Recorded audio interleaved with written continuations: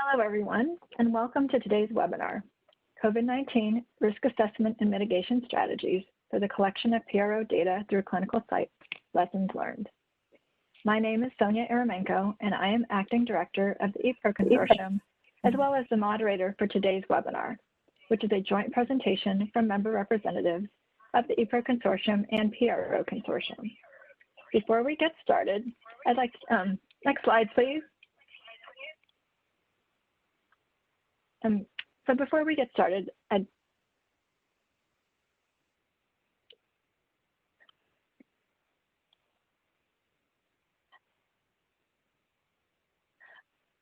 sorry, I just, can you all hear me? Yeah, you're sounding good, Sonya. Yeah. Thank you. I just lost the content, so I don't know if it was me or if it was something else going on, but thank you. Okay, sorry, back to back to the webinar, housekeeping. So I'd like to go over some housekeeping items so you know how to participate in today's event. First, please mute your line to reduce background noise. Also, please turn off your video to prevent impacting the bandwidth of our presenters and attendees. You will have the opportunity to submit questions for today's webinar. Just open the chat feature and a box will appear where you can type in your question. Please make sure to select everyone from the drop-down menu so that the presenters and I can see your questions. Feel free to send in your questions at any time during the presentation. We will address them during the Q&A session at the end of our time together. And just another gentle reminder, please mute your line. I'm hearing some background noise. We are recording today's webinar along with the slides. So this recording will be made available on the c-path website on the EPRO Consortium webpage. Feel free to share it with your colleagues who are unable to join us today. Next slide. Now I'd like to introduce today's presenters. Trish Delong is Manager, Patient-Reported Outcomes at Janssen Global Services. Gena Gough is Senior Director, Outcome Solutions at Clinical Inc. Howry is CEO of assisTek. Paul O'Donoghue is Scientific Lead, Eco and Mobile Health at Medidata Solutions and Industry Vice Director of the EPRO Consortium. Megan Turner is Senior Manager, COA Implementation, Value, Evidence, and Outcomes at GlaxoSmithKline. Next slide, please.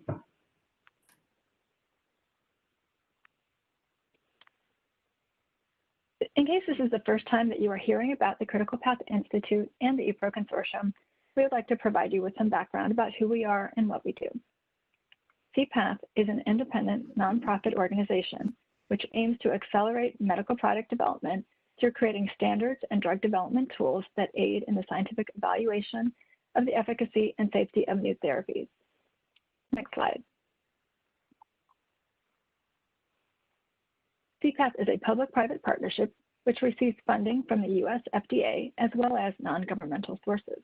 The contents presented today are the views of each speaker and do not represent endorsement by the FDA, HHS, or the US government. Next slide, please. EPRO Consortium members are firms that provide electronic data collection technologies and services for capturing PRO and other COA data in clinical trials, along with c-path as the managing member. We collaborate on activities including delivering educational opportunities like this webinar and disseminating best practice recommendations. Next slide. PRO Consortium members are pharmaceutical firms who work pre-competitively in collaboration with c-path, FDA, other government agencies, and patient organizations on the qualification of publicly available COAs for use in clinical trials where COA-based endpoints are used to support product labeling claims. Next slide, please. So today's presentation will cover the following. We will start off with the background and a summary of the COVID-19 recommendations that we disseminated early in the pandemic. Next, we will hear representatives from Janssen, GlaxoSmithKline, Clinical Inc., and assisTek share brief case studies on lessons learned when implementing the recommendations in active clinical trials. Finally, we will have a panel discussion and questions and answers with the audience. Now, next slide. Now it's my pleasure to turn things over to Cindy Howry from assisTek to get us started with the background for today's webinar. Cindy? Thank you, Sonya. As you might remember, in early January 2019, the media reported the death of a man in China due to COVID-19 virus.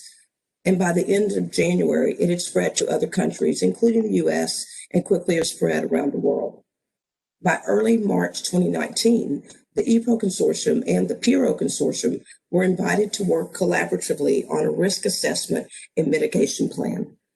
So over the next 4 weeks, members met on numerous occasions via teleconferences to provide suggestions and possible strategies for mitigating the risk related to COVID-19 and the impact the virus would have on clinical trials and the collection of clinical outcome assessments, COA data, with the primary emphasis of our discussions on the patient-reported outcomes, PRO data.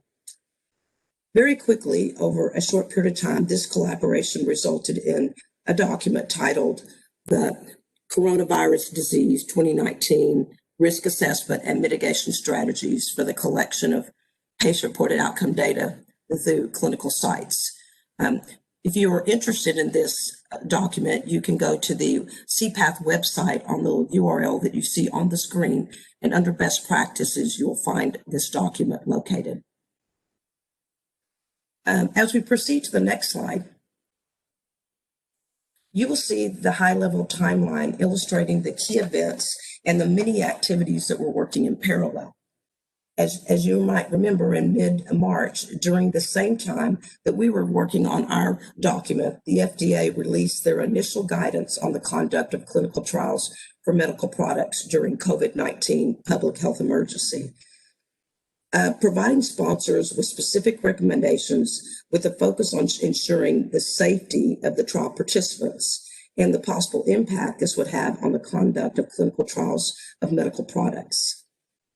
In the version that we released, in parallel, we released on at the end of that window on April the 10th, the document mainly focused on the recommendations for alternative methods of collection and the risks to consider when you are capturing PRO data electronically. If you'll note on the screen, on the very bottom, highlighted in a green box, are the deliverables that came out in the significant meetings.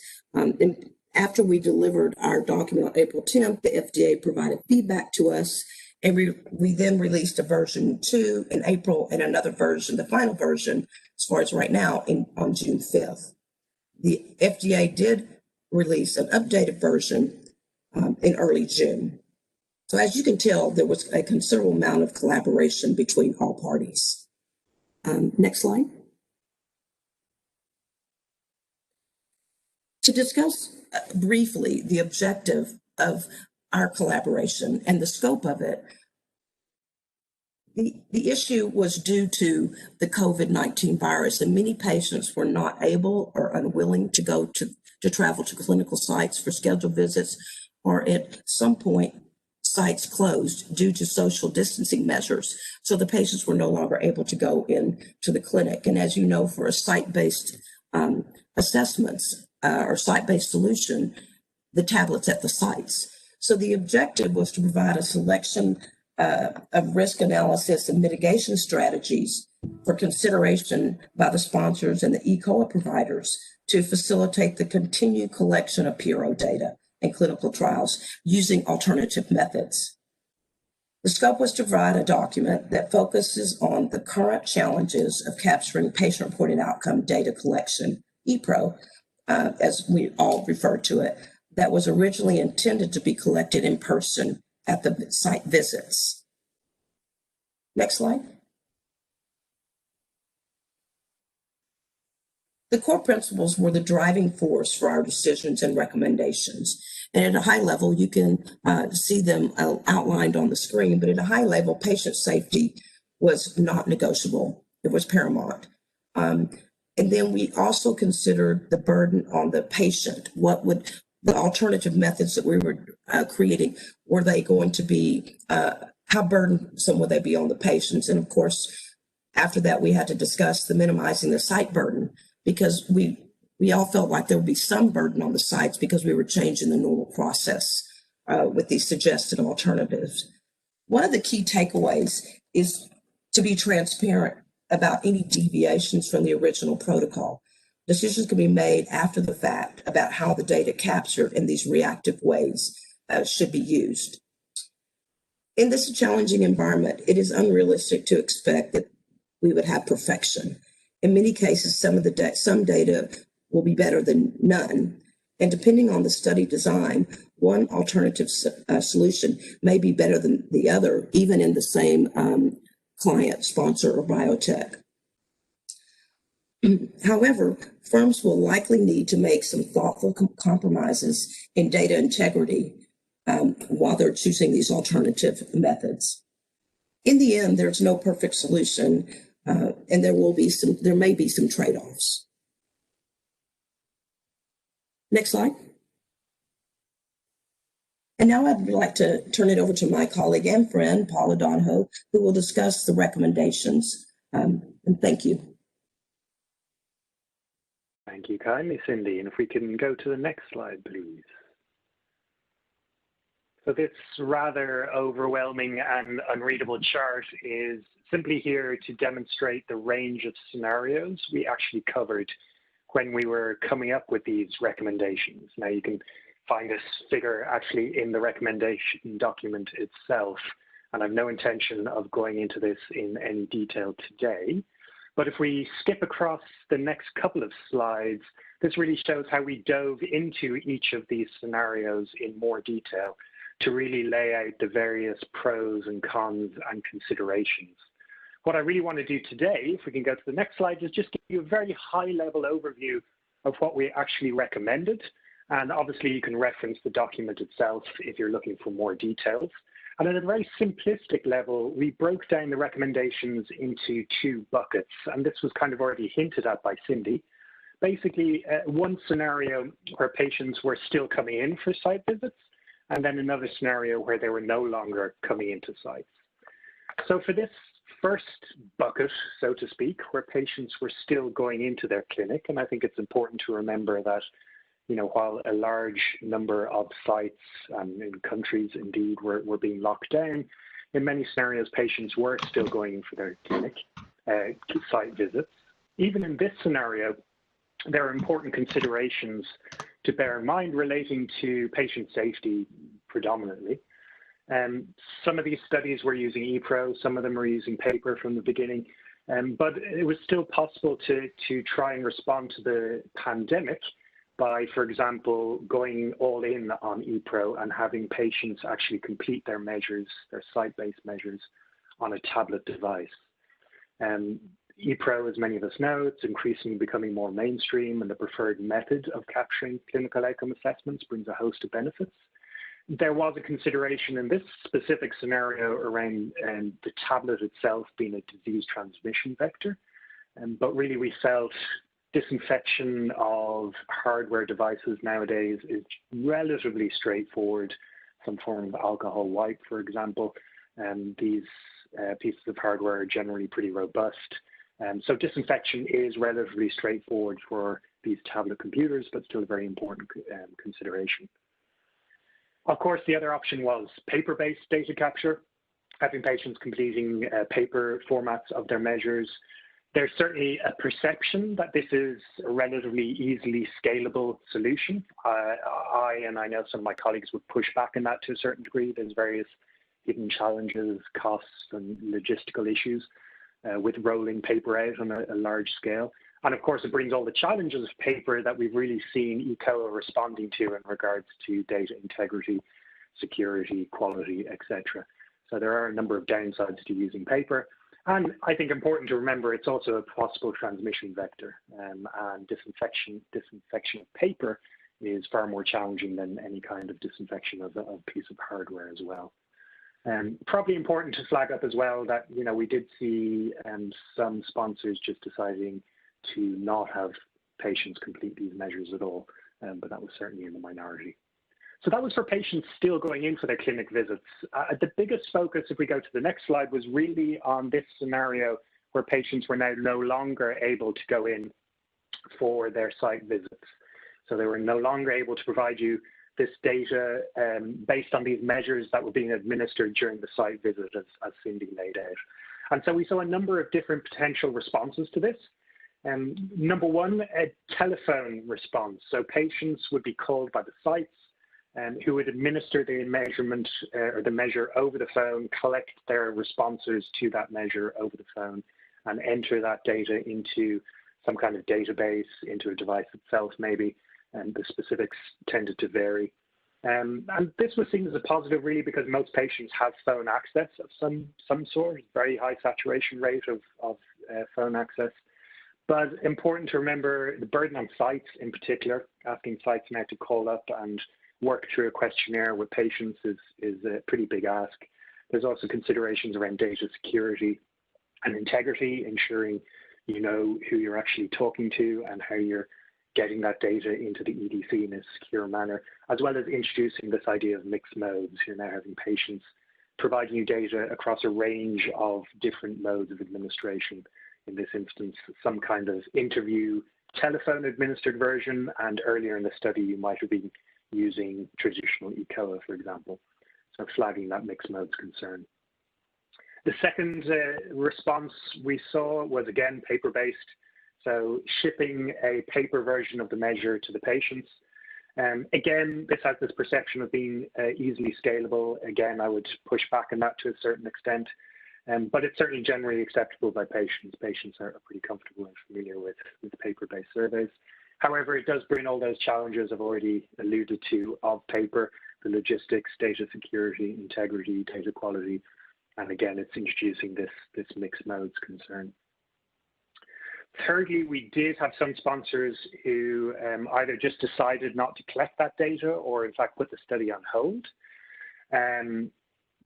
This is a big decision. While we did see some sponsors do this, obviously it's a huge decision to put your study on hold or just to not collect any data at all, and really does pose a risk to the integrity of the trial. So I think it's important to acknowledge it is a choice one can make, but it's not to be gone into lightly.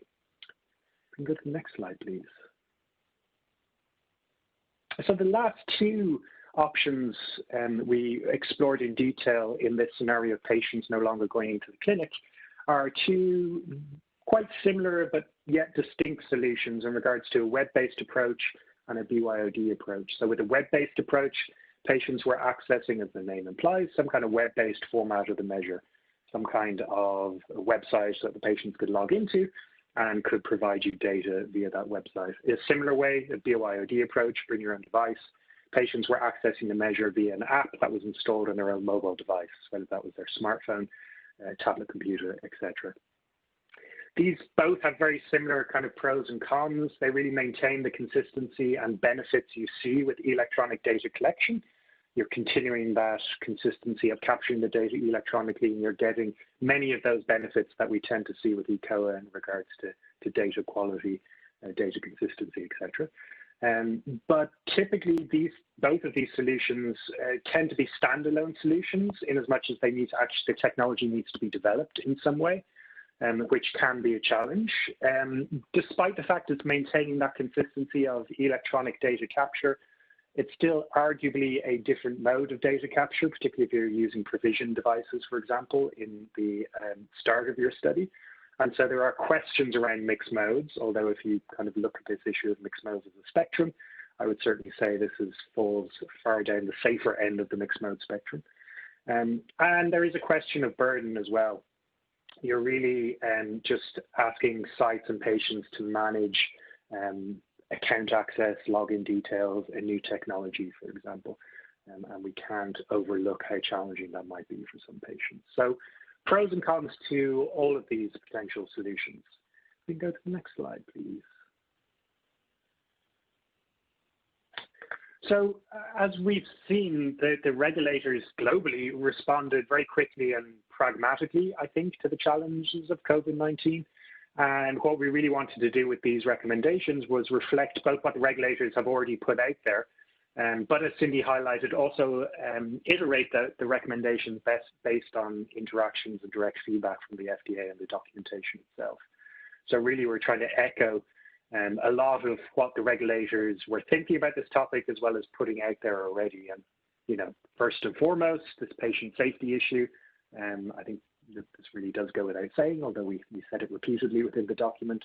It's kind of non-negotiable, and just making sure that everything you're doing within the study is really as a way of supporting and mitigating any challenges to patient safety, and ensuring you're informing and keeping the patients up to date on exactly what it is you're doing. But then there are important considerations around actually, you know, when you're making these changes to study procedures, how do you respond to that? And so the regulator is making clear that this should be documented in the clinical study report, as well as reporting to the IRBs and update to the IND. And really, you need to be updating, you know, things around the duration of these changes, your anticipated duration, which patients were being impacted, how these patients were being impacted, going back to this idea of transparency that Cindy flagged up already. And ideally, these notifications would be proactively notified. The regulators and the IRBs would be proactively notified of this, but I think the regulators are to be commended of their quite pragmatic approach of really dealing with the patient safety issue first. And then it's okay to, after the fact, let them know of these updates you might have introduced to maintain that patient safety as well as maintain some level of integrity of the trial. I think it's also important to flag up that, you know, we need to remember that at some point we might need to unwind these changes at some point. So having to deal with that should be borne in mind as well. We can go to the next slide, please. And so, as I said, this was just a very high-level overview, far more detail in the actual document itself, which you can find that link on this slide, which you'll all get access to after the presentation. And really, the right solution for a specific study is going to depend on a whole host of different considerations: the endpoint hierarchy, the trial phase, where in the course of the trial you actually are. And the FDA themselves said the need to put new processes in place or to modify existing processes will vary by the protocol and local situation. So it really is very much not just a study-specific consideration, but even a site and local consideration within a study. And while obviously we want to use the best solution in any given scenario, sometimes the realities of things like development timelines, getting technology actually rolled out, sometimes these realities might force you to choose a certain solution over another one. If it's going to take you weeks to get a certain solution up and running, maybe it makes sense to go for your second choice. Be mindful of what works best for the specific patient population, of course. That should always be driving, you know, a huge amount of thinking in regards to study design in the first place and in the best possible circumstances. And so when we're trying to respond to these challenges, just having that at the core of how you're responding and how you're thinking about the changes you might introduce. And I'm really reiterating what Cindy said in regards to there is no perfect solution here. We're operating very much not in a perfect world at the moment. And so all of these solutions are going to require the weighing of various pros and cons. And hopefully you will come out with the help of this document with a solution that really supports you as best as can be done within the current environment and current situation. So if you have any interest in going into more details in these recommendations, please do check out the document on the link on this slide. If we can go to the next slide, please. I am very happy to hand over to my colleague and friend, Trish Delong from Janssen. Trish. Thank you so much, Paul. Next slide, please. Back in the March timeframe, when the pandemic was unfolding, we at Janssen engaged with a regulatory consultant and discussed possible options and risks associated with those options when collecting PROs electronically. We evaluated and discussed these possible options with our internal stakeholders as well. This resulted in a memo that we distributed among our study teams. We also included guidelines to help our sites with the administration of the PROs within this memo. We wanted to be really mindful of site and patient burden. During this time, as you're all aware, there's a lot of uncertainty, so we need to be really flexible with our solutions. Keeping in mind, no solution is perfect without risks. As Cindy and Paul mentioned, and I'll just reiterate again, with our core principles, patient safety and transparency was very important to us. So whatever we did, we knew we needed to keep that in mind And we also wanted to make sure that the process and procedures we had in place were documented very thoroughly and appropriately among each of our study teams. Regarding data collection, we needed to expect that some data would be better than missing data. From there, our eco-operation team led the development of an operational process to assess our portfolio as a whole and recommend a standard approach for our study teams to use when determining different options for collecting COAs. This resulted in a decision tree that was disseminated throughout our organization. The process is as follows. If an urgent solution was required, we would deploy a telephone administration, allowing the sites to administer the PROs over the phone and collect these data on the tablet device. If a backup request was not urgent, the recommended approach would be to implement a web-based backup. This would take additional time and resources to set up and implement. And this solution would only be available for our ePro studies. From there, our individual study teams would be working with this guidance to help implement a solution that would be best fit for their study. We recommended one solution per study to minimize potential logistical issues at the country or site level. From there, fast forward to where we are now, we're kind of in this implementation phase. So we're evaluating the compliance and monitoring these solutions across the portfolio. None of us anticipate the longevity of the pandemic, so we're assessing if there are more seamless options available for our existing studies and then also for new trials in development. We want to ensure there are backup solutions available for all of our studies to help avoid and minimize the risk for missing data. Next slide. I'd now like to hand it over to my colleague and friend Megan Turner at GSK to talk a little bit about her experience. Thank you, Trish. Next slide, please. As previous presenters have noted, GSK went through a similar and rapid evaluation of options as COVID-19 quickly began impacting our trials. In conjunction with internal and external advice, we knew we wanted to do the following. Avoid pen and paper backup where possible. Evaluate alternate electronic backups available from our contracted eCOA providers, including those already implemented and available on studies, as well as new offerings we might be able to take advantage of. And explore remote interviewer administration of the PROs, i.e. the participants are at home while the interviewer is elsewhere. Next slide, please. We developed guidance that included the decision matrix seen here and a simplified decision tree based upon that very complex one that Paul presented earlier. It was more GSK specific as well as our eCOA provider specific. So for this matrix, you read it from the upper left corner where it's the primary solution, assuming that the trial's visits are still being conducted on site. In those instances, we obviously recommended to continue collecting the PRO data on the provided devices and physically clean those devices between uses following the provided guidance. An alternate solution if visits were still being conducted on site, but if for some reason the devices could not be accessed by site staff, then they would print the paper screenshots, which are often provided in a PDF or Excel format. And the participants would complete that data and it would be entered via DCR or DCF, that data change form data clarification request. And that's a process by which a change to data is requested, reviewed, and approved. The primary site option in the lower left corner, in that case, we recommend providing participants with copies of the screenshots. Those are either printed or provided via web link. The site would access the device via a pin change. They would conduct an interview, recording the participant responses directly in the device or via the web. And in that case, no DCF or DCR is required. And the site or interviewer would file a form indicating that an interview was conducted in the participant record. Finally, in the bottom right, you'll see that the alternate option, if the trial visits are being conducted on site, but devices aren't available, then again, the participants are provided with copies of the screenshots in some way. And the interviewer prints the screenshots, conducts the interview, records those responses, and enters them via the DCR or DCS process. Yet again, they would file a form indicating that an interview was conducted in the participant record.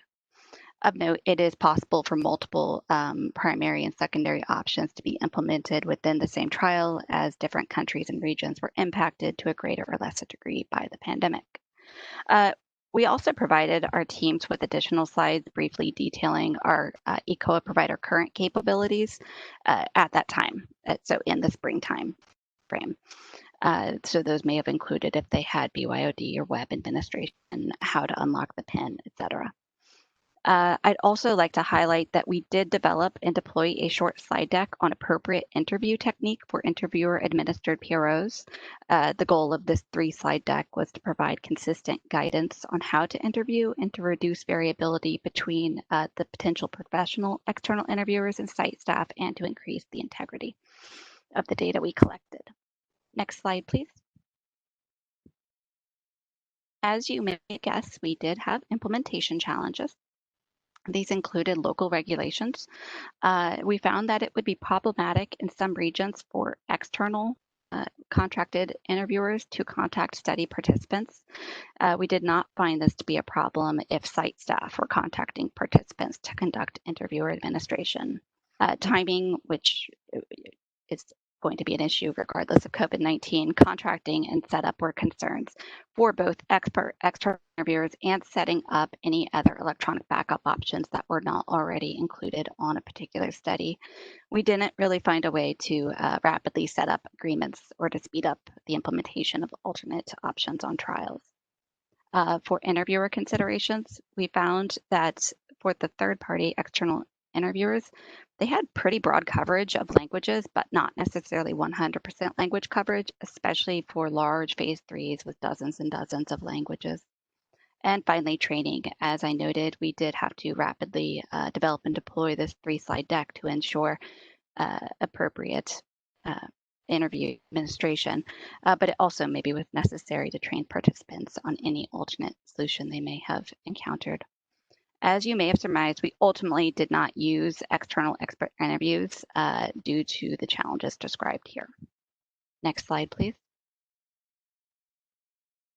Lessons learned. There is so much work to be done in terms of solid backup options as COVID-19 pandemic continues, and looking beyond this pandemic, I think there's really room for collaboration between sponsors and ECOA providers on this front. Flexibility is key while ensuring site staff and participant safety and maximizing data quality. And a strong partnership between functions with open communication is important.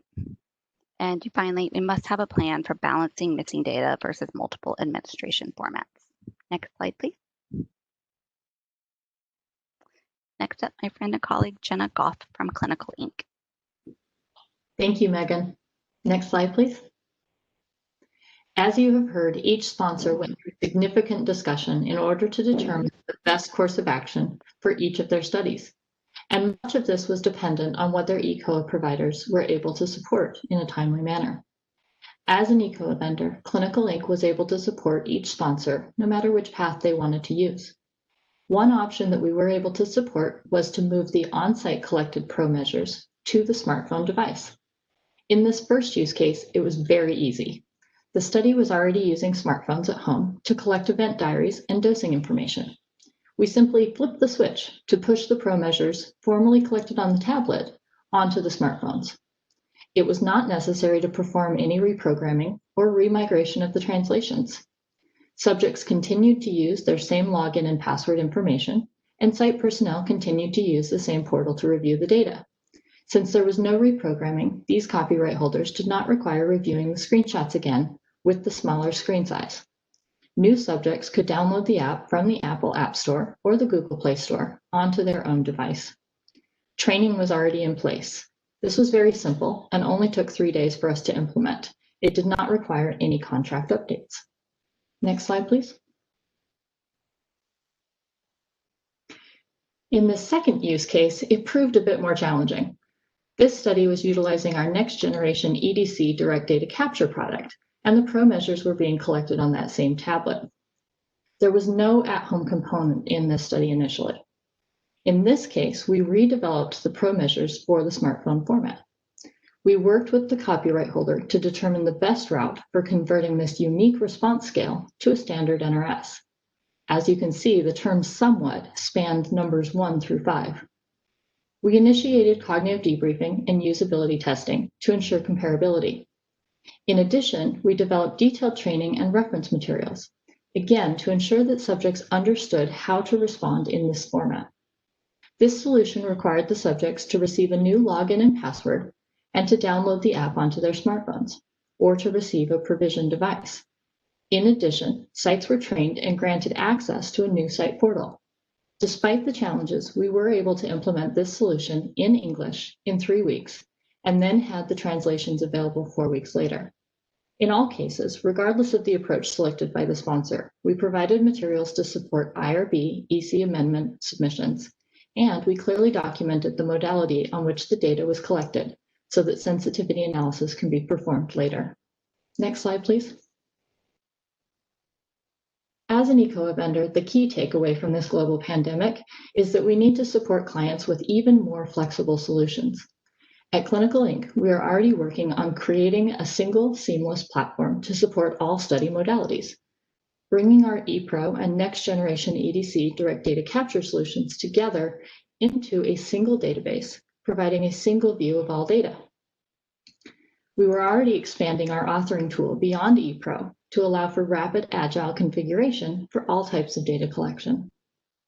We are also removing the barriers between smartphone, tablet, and web to allow for the most options for executing the study based on the study's needs, allowing for flexibility to collect data on a variety of device types, including BYOD and provisioned smartphones, as well as for visits occurring on-site in clinical facilities, via telemedicine, or virtually, including home health nurse visits.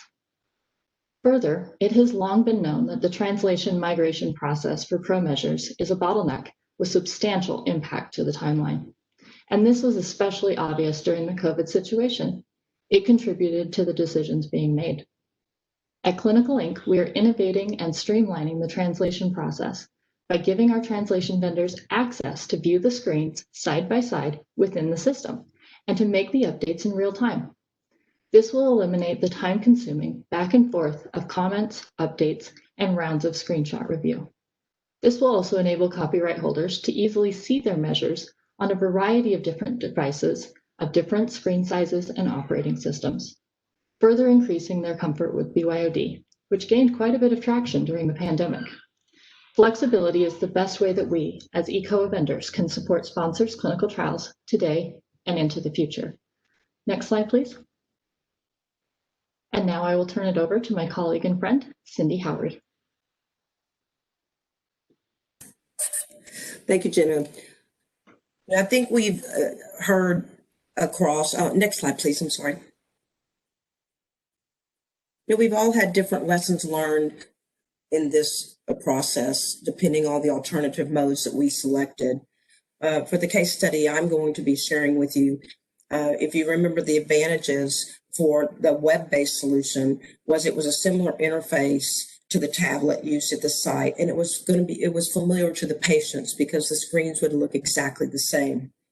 We felt like we could maintain integrity and maintain the benefits of an ePro-based system, because with the assisTek single platform solution, we're able to offer different modes of collection, and we're able to modify our solution to offer a web-based solution that was specific for COVID, because the original solution was to have site-based tablets at site for the option we selected. The disadvantage, as Paul mentioned, was this option may be challenging to develop due to limited time because everybody had to act quickly. However, this was not the case for assisTek. Just a little overview of our process. Originally, subjects, as we all have said, were completing site-based assessments at the clinic. And for the reasons we've all discussed, that option wasn't available to them anymore. And what we found is, didn't really think about at the time, but the site tablets were at the clinic. They left one day and they never could go back. So we had to think quickly about how we could integrate the site-based system with the web-based solution, because normally we don't offer mixed modes of collection, which Paul and others have already talked about this. So we decided to develop this web-based solution that subjects could enter their assessments outside the clinic. So over a 3-week period, we developed, tested, and released our solution. And we did have collaborations with our study teams and CROs on an email template that we created to try to ease that burden on the sites for being able to provide something to the subject so they could real time look at their email, click on a link, and be able to have access immediately to their assessments. So what we decided to do was to generate, the site staff would actually go onto the assisTek portal. They would click a new option on the portal, and it would generate a confirmation code. This confirmation code they would take and copy paste into the email template, which had a link to our web-based system. They would send this email to the subject. The subject would enter the code in that email, and it would immediately, they would click on the link, and then they would enter the code, and then they would use the same password that they previously were using on their site-based assessment at the clinic. So there was no change for them other than they had to go to this email and click on the link. The assessments were presented to the subject in the same format as a site-based tablet. Due to our single platform, they looked exactly the same. They were the same screen images, except they were on the web.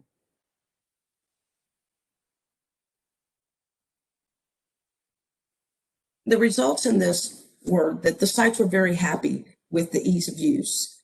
I don't think any of us expected for the virus to impact the study activity as long as it has. So as a result, we continue to enhance this alternative approach to our web-based solution based on the feedback that we continue to receive from our sponsors, CROs, and study sites to continue to provide the least amount of burden during this pandemic. Next slide, please.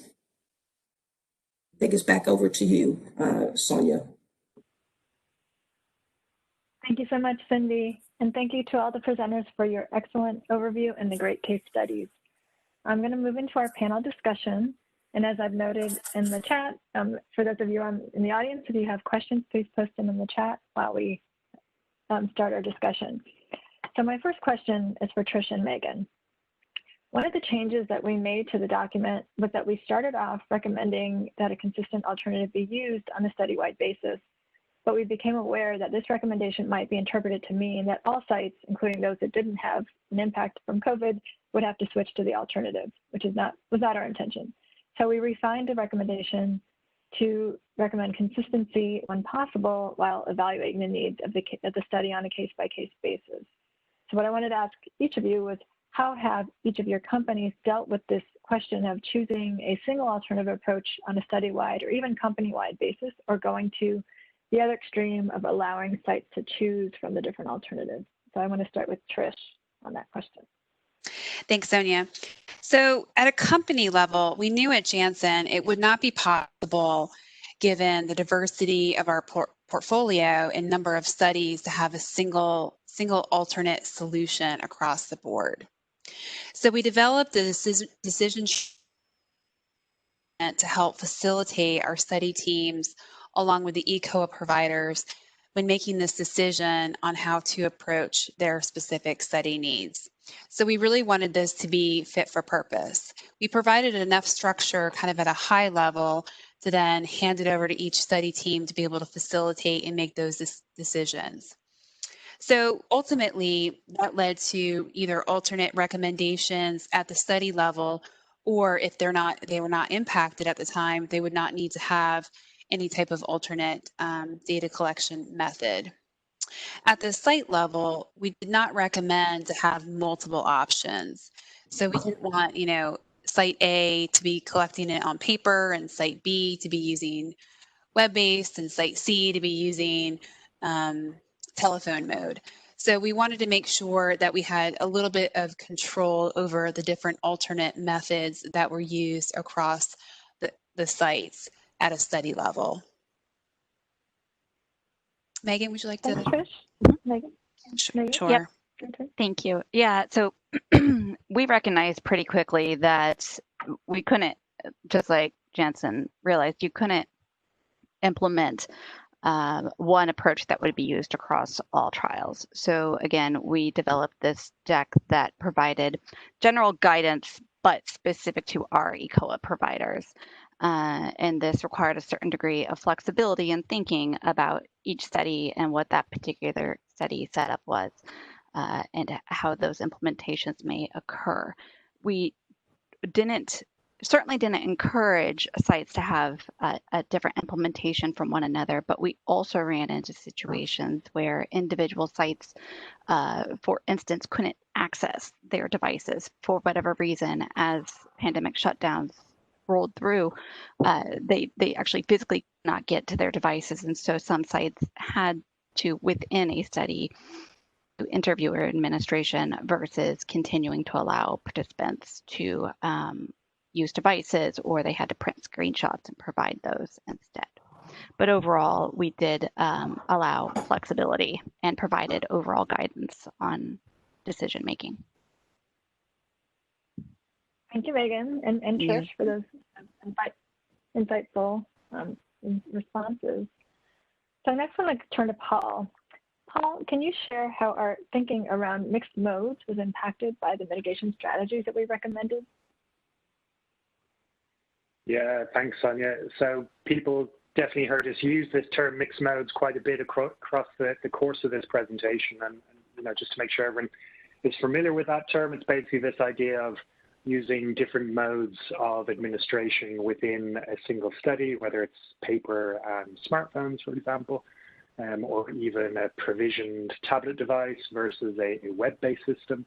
That would count as mixing modes, and the concern that might introduce some level of additional statistical noise into your study. And this idea has kind of long cast a bit of a shadow over the easy flexibility of using different modes of administration within a single study. And I think this situation arose at an interesting time within the industry, where we're really looking at a lot of the data that's been collected over the last 20 plus years of ECOA studies that is really indicating that patients do tend to respond consistently across modes. And in fact, there's a number of people on this panel, as well as in the audience, who are involved in a ISPOR EPRO task force that's looking to update the recommendations around mixing modes and the issue of comparability across modes. And long story short, really saying that as long as you're following best practices, in many instances, we're not as concerned as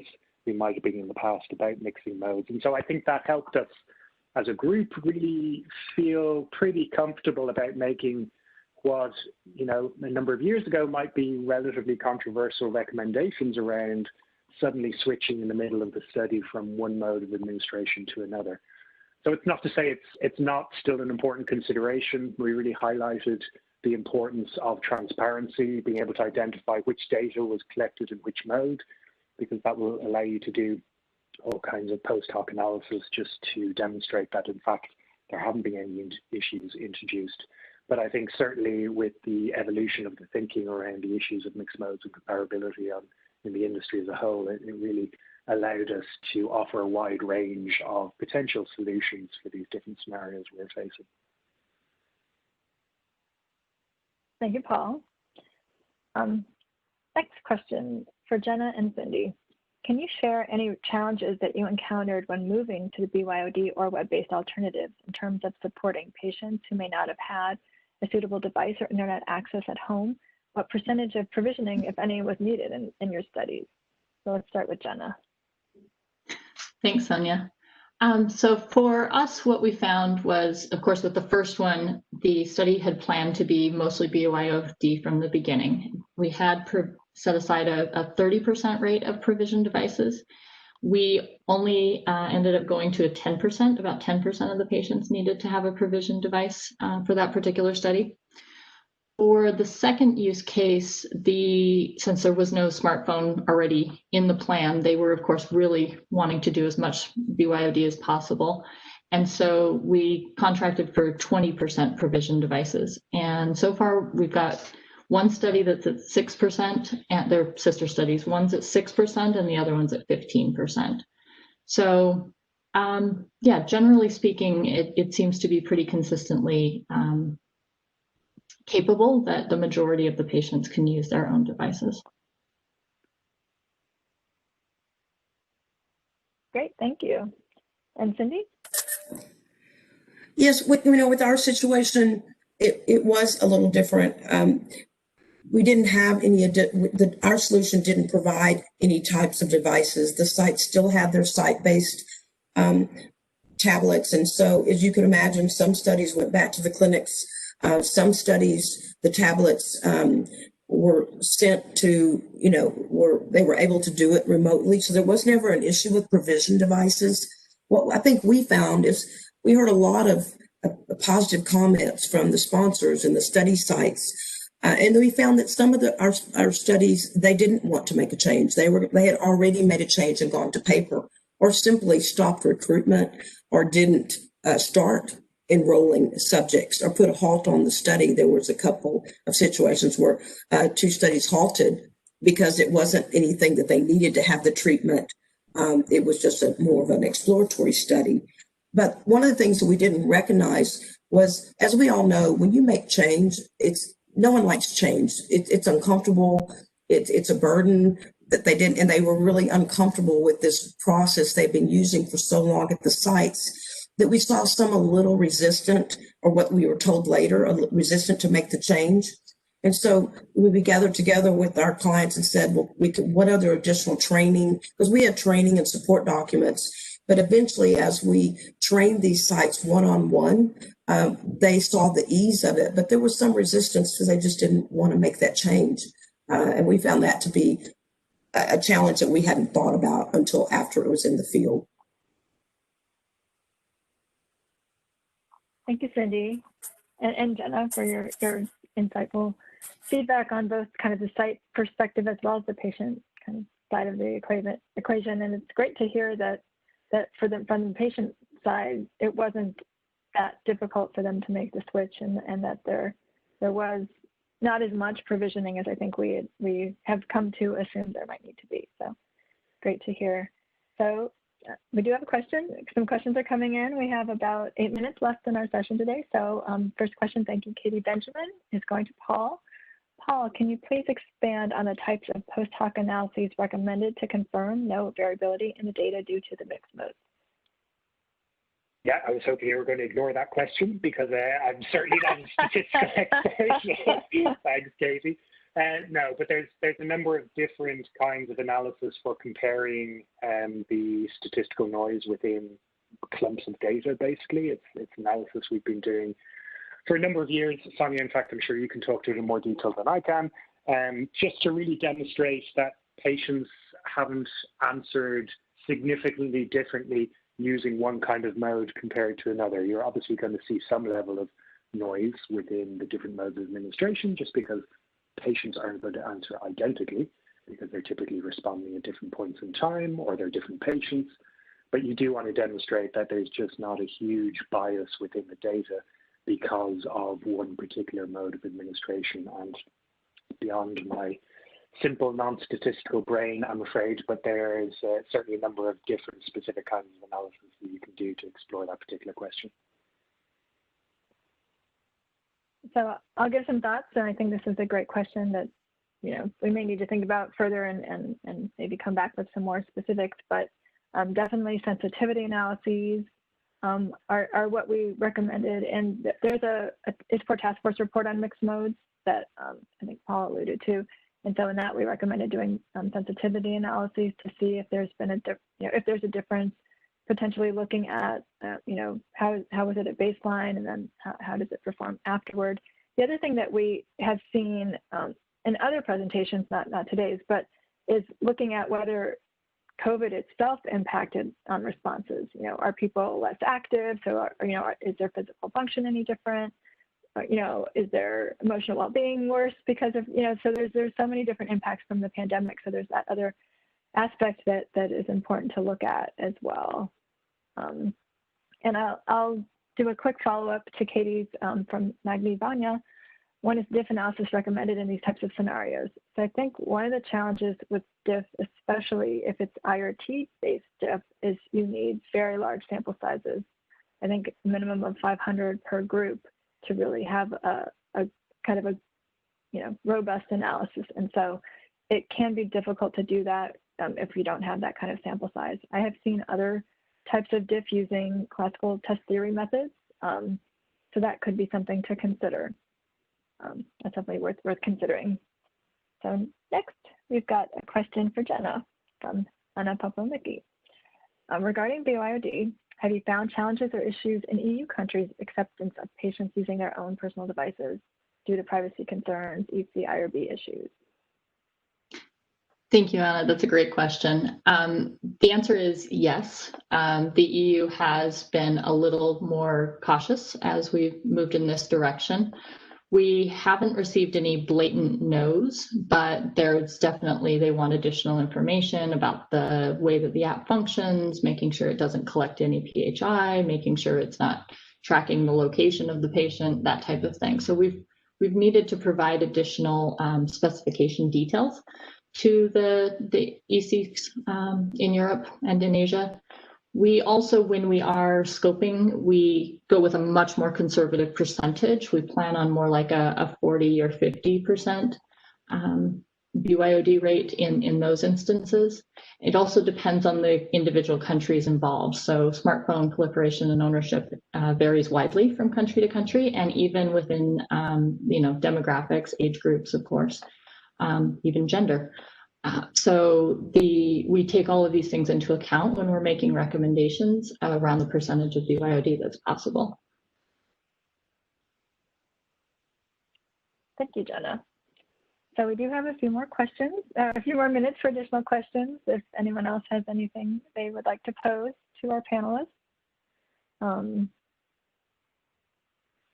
just going to pause for that.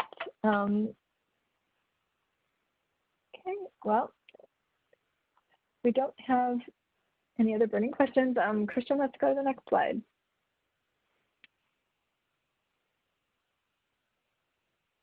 Okay, so I want to thank Paul, Cindy, Gena, Megan, and Trish for their excellent presentations and thoughtful insights to the questions. Thank you everyone for attending today's webinar, COVID-19 Risk Assessment and Mitigation Strategies for the Collection of PRO Data through Clinical Sites Lessons Learned. As was posted in the chat earlier and also stated throughout the presentation, both the original recommendations document as well as is available on the EPRO Consortium webpage of the c-path website under Best Practice Documents, and then the recording of today's webinar along with the slides will be posted to the webinar section of the EPRO Consortium page. So both at that link that I shared earlier. If you have any other questions, please feel free to contact Kristen Knoll or myself at the email addresses shown here. And let's see, we'll be good questions. Snuck it in right at the end. We'll be updating our original recommendations documents based on the lessons learned. At this point, I don't think we have need to update them. I think what we've learned is sort of the practical implications of applying the lessons learned, but I don't know that we would change any of the recommendations based on the lessons learned. But let me just, since we have a couple minutes, let me throw it out to the group. Does anyone think that in light of the lessons learned, do we need to expand our recommendations or do we need to make any changes? Because we actually, there's a lot more detail in the original document than what we presented here today. So I think we actually did delve into the topics around training of people who are interviewing, if you go that direction, some of the other things. So analytic approaches to handle missing data or effective changing modes. That's something to consider. That's a good point. Anyone else have any thoughts that they want to share before we close out? I think you're right to highlight, Sonya, that the actual recommendations themselves it's a significant document that we only got to touch on the very high levels in this presentation. I think that document, alongside, in fact, today's presentation, which kind of talks about some of the practical applications, I don't think we're missing anything major. But I think we're always very open to feedback if people feel there's something missing from that documentation, to get in touch and let us know, because we can update it if needed. I agree with that. Thank you, Paul. And thank you all of you for your responses in the chats, and appreciate all your interest and your input. Okay, we're at the top of the hour, so on behalf of the ePro Consortium and PRO Consortium and our presenters, thank you for joining us today, and have a great rest of your day.